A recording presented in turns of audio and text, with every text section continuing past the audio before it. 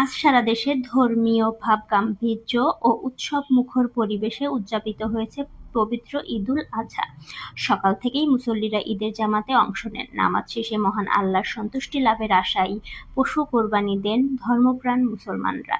দেশ জুড়ে আনন্দ, ত্যাগ ও ভ্রাতৃত্ববোধের মধ্য দিয়ে পালিত হয় মুসলমানদের অন্যতম প্রধান এই ধর্মীয় উৎসব।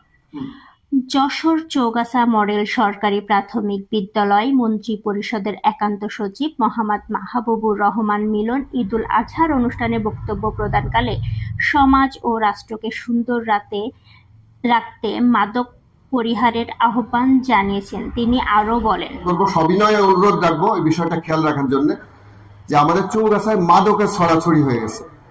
তো এই নতুন ওসি আসছে, আপনারা জানেন কিছুদিন আগে নতুন ওসি আসছে। এটা এক প্রকার আমরাই বলেছিলাম যে নতুন ওসি আসছে, আমাদের মানে পছন্দের একজন মানুষ। সে অলরেডি আপনারা হয়তো তথ্য পেয়ে যাবেন যে এই মাদক নিয়ে সে অলরেডি কাজ করা শুরু করেছে। কিছুদিন আগে আপনারা আমাদের একটা পেপারে আসছিল, আমাদের একজন রাজনীতিবিদ উনি বলছেন যে যশোরের মানুষ কিংবা অন্যান্য এলাকা থেকে মানুষজন চৌগাছায় আসে মাদক সেবন করার জন্য। এটা আমাদের জন্য কতটা কষ্টকর ভাবেন যে চৌগাছা অন্য কিছুতে বিখ্যাত না হয়ে মাদকের জন্য বিখ্যাত হয়ে যায়। তো আপনাদের প্রতি অনুরোধ রাখবো যে আপনারা আপনাদের পরিবারের দিকে খেয়াল রাখবেন। কারণ হলো যে আমি যখন এই যে সৈনিকরা যারা চাকরি করে তাদের উদ্দেশ্যে আমি সবসময় বলতাম যে এই সৈনিকরা কিন্তু খুব ছুটি কম পায়, বছরে হয়তো 1 মাস 2 মাস বড় জোর ছুটি পায়, প্রচন্ড কষ্ট করে। আমি ওদেরকে বলতাম যে পরিবারের দিকে খেয়াল রাখবা, তোমার এই কষ্ট করে যদি সন্তান মানুষ না হয় তাহলে পুরো কষ্টদায়ী কিন্তু বৃথা যাবে। তো আপনাদের উদ্দেশ্য একই আহ্বান রাখবো যে আমাদের সন্তান সন্ততিদের দিকে যাতে আমরা খেয়াল রাখি। একটা পরিবারের যদি একজন সন্তানও যদি বকে যায়, মাদকাসক্ত হয়, তাহলে তার মতো কষ্ট আসলে আর পৃথিবীতে নেই। আপনি যত কষ্টই করেন আর মানে সংসারে আপনি আর শান্তি ফিরিয়ে আনতে পারবেন না। তো সবসময় খেয়াল রাখবেন যে আপনার সন্তান কি করছে, লেখাপড়া করছে কিনা, ঠিক মতো কোথায় যাচ্ছে, বন্ধুত্বপূর্ণ সম্পর্ক গড়ে তুলবেন। পরিবারের যদি আমরা চর্চা করি যে আমরা বাচ্চাদের শেখাবো মিথ্যা বলা পরিহার করব এবং এই মাদকে যাতে আসক্ত না হয় সেদিকে খেয়াল রাখবো।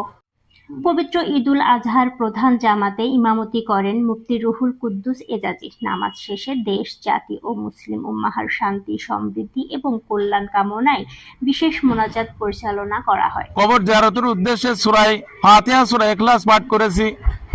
আল্লাহ, ইবাদত করতে গিয়ে যদি কোনো প্রকার ত্রুটি বিচ্যুতি হয়ে থাকে আপনি নিজ গুণে ক্ষমা করে দেন।